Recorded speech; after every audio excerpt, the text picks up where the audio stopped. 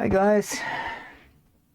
So the Chinese have had their 11/11 sales on, so I ordered a bunch of stuff, and this is the stuff that has arrived. I've still got a few more things coming, and I thought I'd share with you what I've got. And some of these things will be used in future videos and projects. So let us have a look what there is here. I got this little pliers. I think they're quite nice, and you can push a button there and make them bigger and so on. It'll be handy.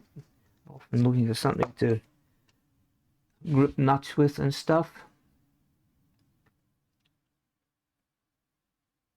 Okay, that's them here. Now I did pay a lot less for these things than what you see on the prices here because they were on sale, but I think they're good.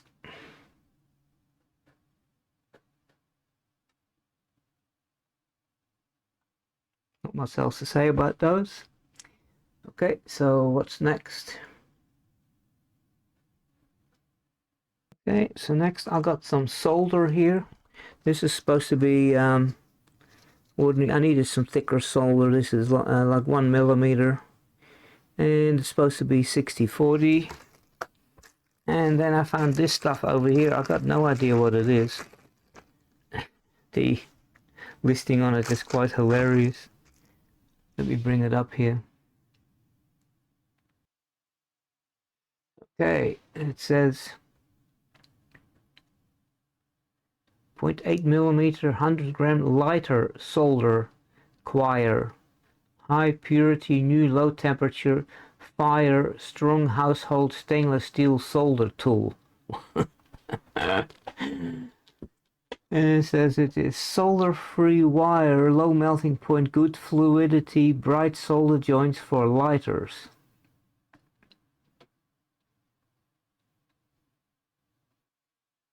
So apparently what they're trying to say is that you can use like a cigarette lighter or something to melt the solder. Low melting point, low corrosiveness, fast welding speed, reduced thermal shock to components.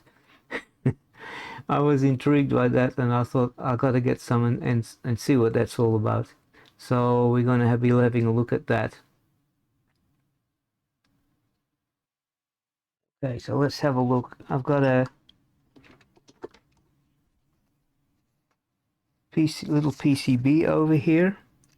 First of all, this is supposed to be the standard 60/40 solder, so let's have a look what that does.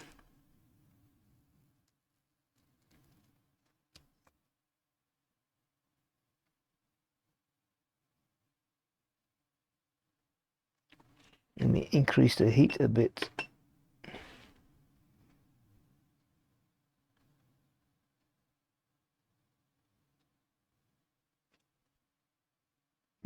I don't know. Let me have a look how my normal solder compares.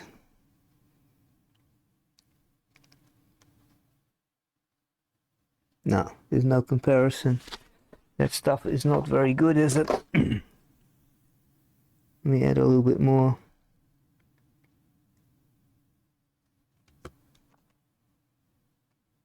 I don't know. It's different, definitely different. Well, this is supposed to be 60/40, but I'll have a look at it under the microscope in a minute. Now, this is that other solder wire. Let me clean off the...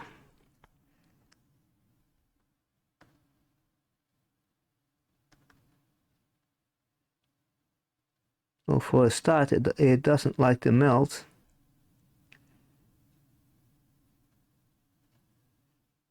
I've got to set the 350.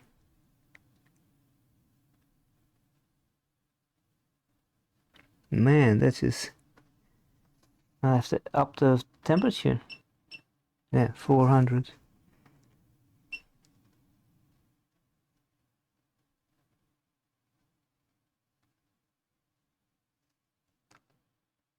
Yeah, I don't know what that is, but I think it is some sort of lead-free solder. but a very high melting point. Anyway, so much for that. This is that solder. You see my normal solder in the middle, nice and shiny, and that supposedly 60/40 solder is on the right hand side over here. It doesn't look so good, and that other stuff, it says lighter solder or something, it's over here, and it's weird stuff. Switches, yes. So I got these. I did a project in one of my recent videos where I needed a switch with more than 2 poles on it. So these guys here, it's got 3 poles, and so I bought some. Let's have a look here.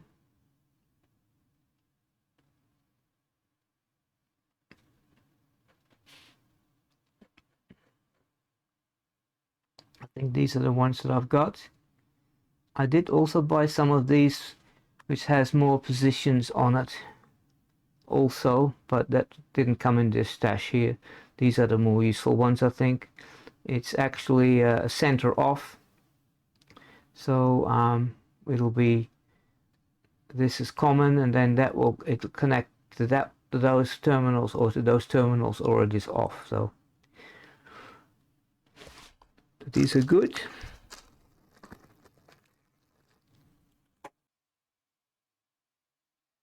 Okay, next we got these switches here. They actually light up. They come in different colors, as you can see there. I got the 16mm ones, but I think I might buy some of the 12mm ones as well for smaller projects. Just wanted to have a look at them. I got 3 to 6 volts. They have 2 little prongs on them for lighting the LED that's in there, and you can get it for 3 to 6 volts, 12 to 24 volts, and 220 volts. And I figure that 3 to 6 volts is all I need, because I will ever use them on projects, you know, that have microcontrollers. So I always have. So you can see when I put the diode test on there, lights up, and the diode tester on my multimeter has 3.2 volts, so it is sufficient to light it up. So this will also come in handy.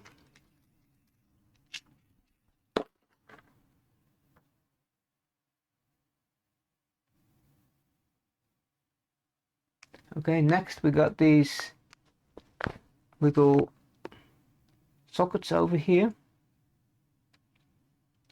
I just got the ones without I already got the plugs, so I got a bag full of those. I figure if I want to make up some little power banks with some lithium ion cells, they come with these little covers that you can connect up with them. You don't have to use those. You can take them off, and they close like that.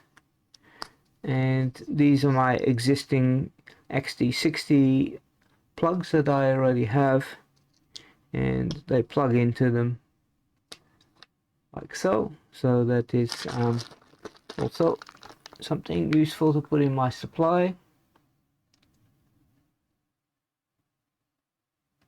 Okay, next we got this USB connector. Got a bag of those, and they come with little covers as well. You can weatherproof them if you want to, and they've got little plugs on the ends. I figured that having those little plugs will be useful.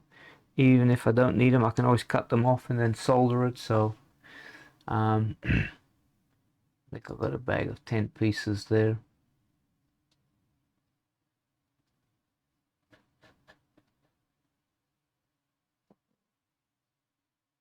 in the white ones. These are the ones you can get them without plugs, but I got the ones with the plugs on. Alright, so they will also come in handy for some of our projects that we'll be doing. I like Type-C sockets for power nowadays, like standardize on those. And we got one of these things here. It is a only these things are actually quite cheap. The displays by themselves are usually more expensive. This has got an ESP32 on there, SD card socket, and a bunch of little expansion sockets and so on. Some push buttons, and even an LED, looks like a NeoPixel one. And these newer ones here, they have a Type-C USB-C socket on there, but it also has a micro USB socket there. And came with a little stylus because it's also a touch screen. I'm going to do some projects on that, and of course I'll do videos on those. And it is compatible with that LVGL thing, which is just like an LVGL, just like a studio that you can design GUIs with, and then for that thing. So we'll be looking into that. And next we got this battery tester over here. This thing, I normally test my batteries using a multimeter, but this is kind of handy, quicker, and it'll even do lithium ion cells. See, 3.97 volts.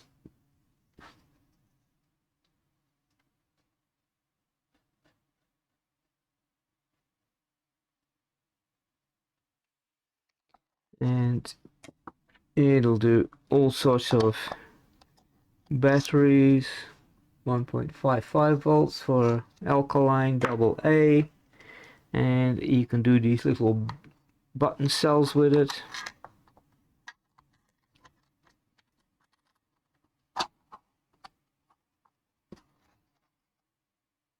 .04 volts on this one, and so it goes on. So that'll be handy.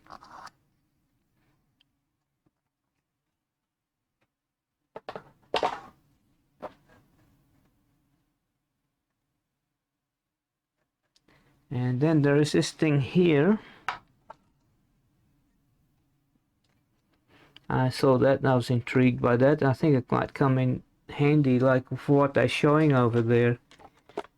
So you can take a couple of pieces of wire and you clamp one in there and the other one in there.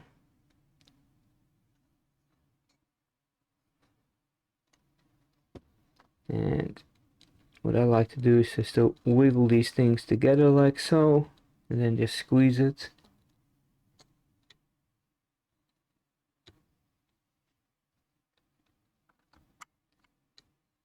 And then you can hold it like this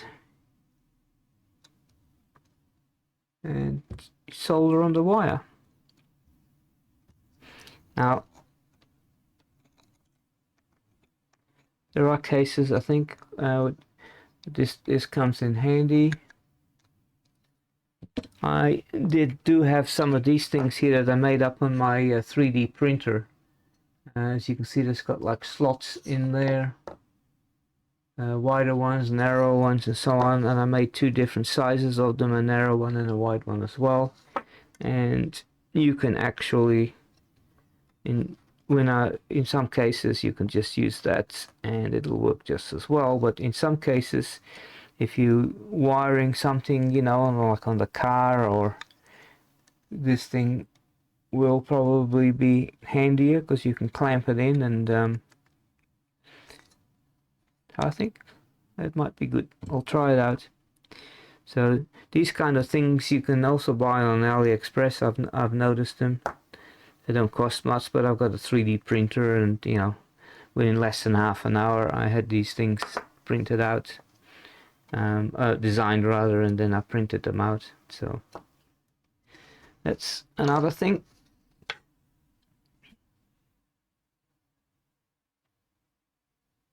And I also bought just an LCD display, which is very similar to the one that's on the other device, although it's a little bit bigger, I think, in size, but it's got the same resolution. And this thing is a SPI TFT display, also 240 by 320, and it's got like a little cable there, but I don't think I've got anything that takes that cable. It's also got touch, but it has these DuPont-like pins over here that you can plug into a motherboard or something when you're testing. But I had in mind to use this kind of thing on my one of the last project I did was I made a using the AC Magia module from M5 stack, but I used a small, like the TT Go board with a tiny little display on it, and I've been wanting to put a big display on there, and I was thinking of using this one. So we will have to see.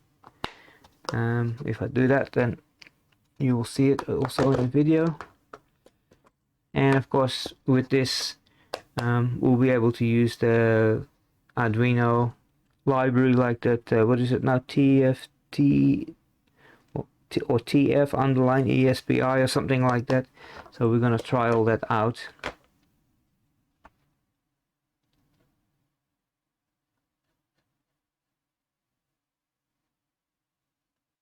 And then we've got these ultra fine tweezers.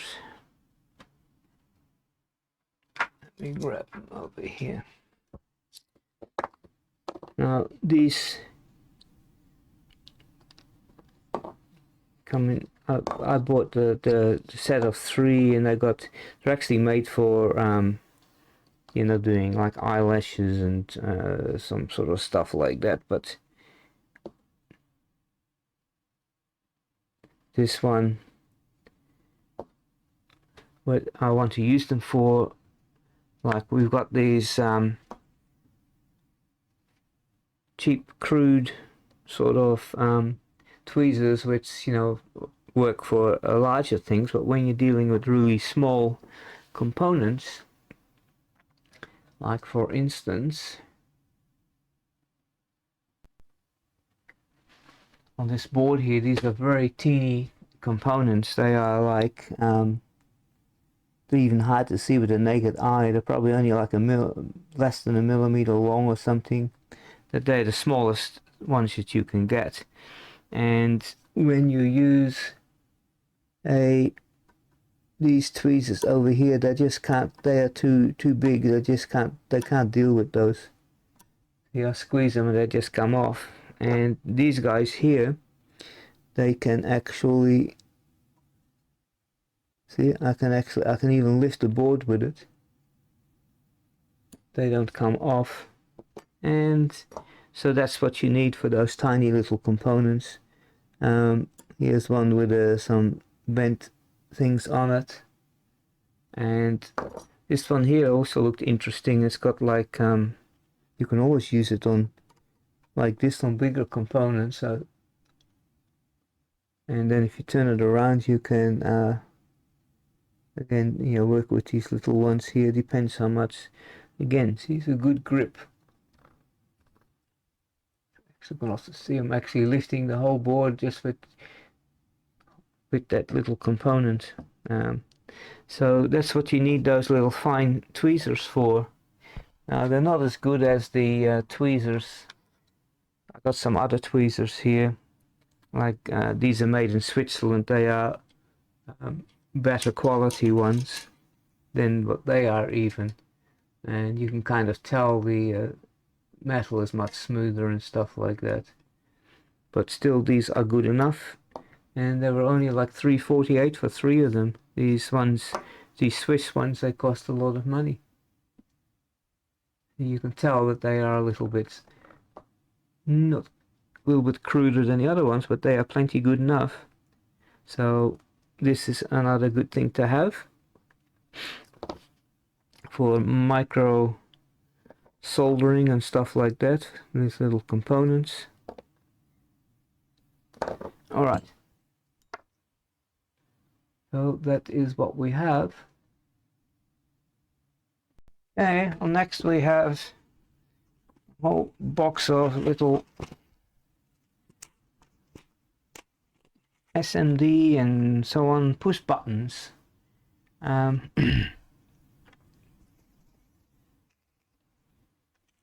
of them are large and some of them are teeny weeny. Oops. Teeny weeny ones. Put it under the microscope here. Get rid of that wire. And I think there's even smaller ones there somewhere.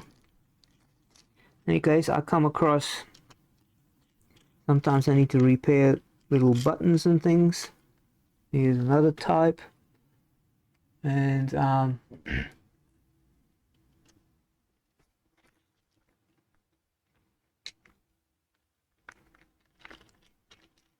put some over there.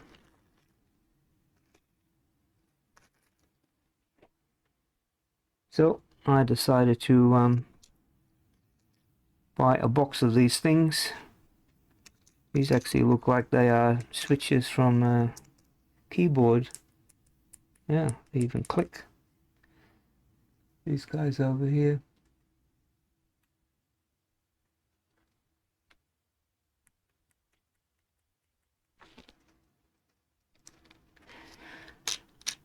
Alright, so that is what that is. You know, you've got these microcontrollers. Yeah, okay, so here's that project I'll be working on doing videos on. Is this I'll be doing that next, is this ESP TTGO board from Expressive. And if you look, it has a bunch of tiny little switches on there. So if I actually ever have to, will that come up on the microscope here?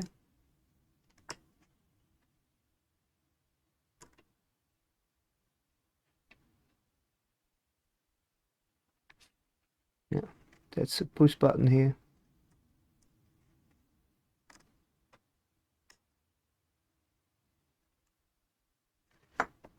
Anyway, start one on the other side.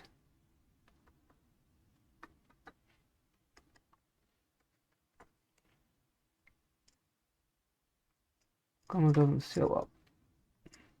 There's another one. There's actually little push buttons.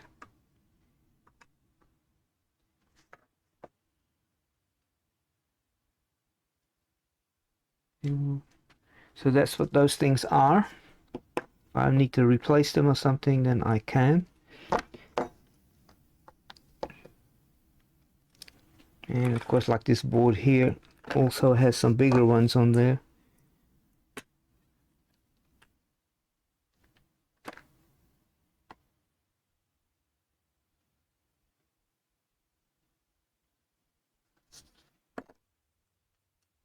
Two different types. Here's one with a little recessed button on it, and here's one with a longer stem on it.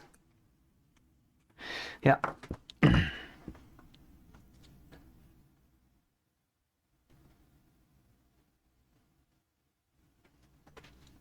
So actually these are the ones that I got.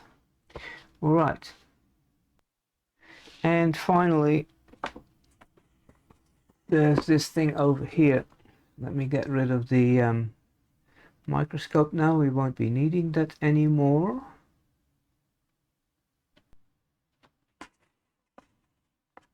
Two-in-one IR camera multimeters. I am not expecting much from this, but I couldn't resist getting one and trying it out. Instruction manual. What it actually is a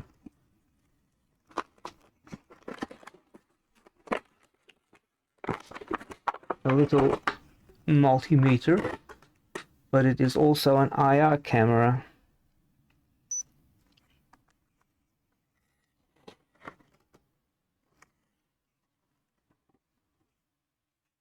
Is there anything hot over here that I can show? What about the soldering iron? I guess I can take that off the screen.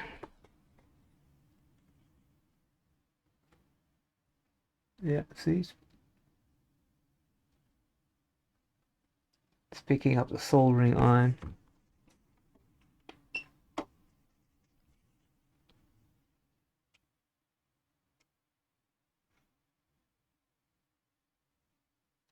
(286°C, 287.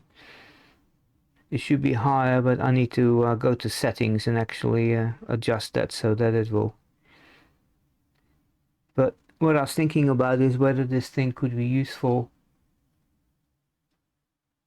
for checking short circuits on PCBs, but turn that off. It is also a multimeter, and I'll do a little video on that, and I'll compare it to my normal IR camera and see where we go with that. So I won't be going any further with that. It just comes with some leads that look pretty just standard cheapo leads, and a little charging cord. So that's what we got, and we'll be looking into those things, and you'll be seeing. I'll be doing some videos on this and on those displays, and also on this. What that actually is an expressive ESP32S3 USB OTG board. So I'll be doing a video on this next, probably. And that's it, so guys. Don't forget to subscribe and like and all that sort of stuff, and we will investigate some of these things that I've got here. I'll see you later.